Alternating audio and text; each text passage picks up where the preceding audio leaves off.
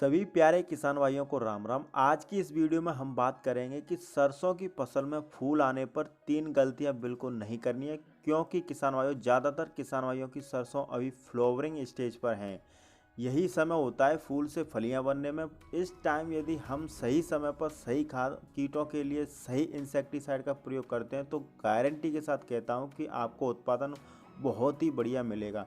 सरसों flowering stage पर है तो हमें कौन कौन से कार्य करने हैं अपनी सरसों की फसल में, आइए जानते हैं इस वीडियो में। तो वीडियो को अंत तक जरूर देगा, तभी आप एक सही और एक अच्छी जानकारी ले पाएंगे। चैनल पर नए हैं तो कृपया करके चैनल को सब्सक्राइब करें, पास वाले बेल आइकन घंटे को प्रेस कर लें।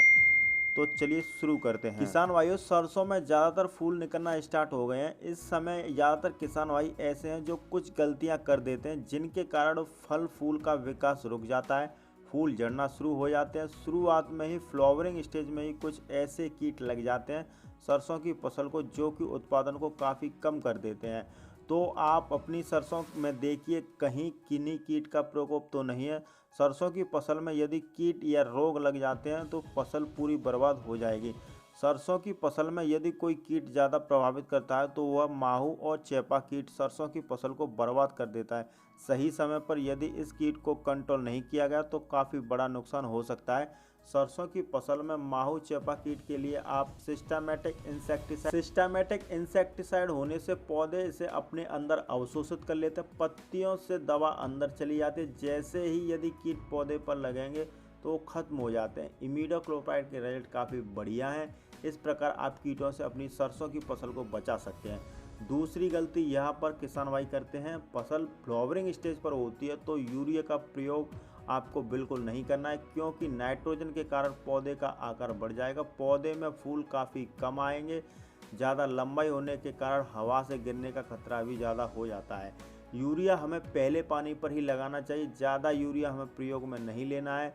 तीसरी गलती यहाँ पर किसान भाई यह करता है कि सल्फर का प्रयोग न करना। जिन किसान भाइयों ने सरसों की बुआई के समय सल्फर का इस्तेमाल नहीं किया है, उन्हें सल्फर का प्रयोग अवश्य ही करना है। सल्फर खाद के साथ साथ फंगीसाइड का भी कार्य करती है। सल्फर हमारे सरसों की फसल को कई रोगों से सुरक्षा करती है, तो हमें सरसों में सल्फर का प्रयोग करना है। सरसों की फसल में सल्फर की मात्रा आपको 8 से 10 केजी प्रति एकड़ सल्फर का प्रयोग कर सकते हैं।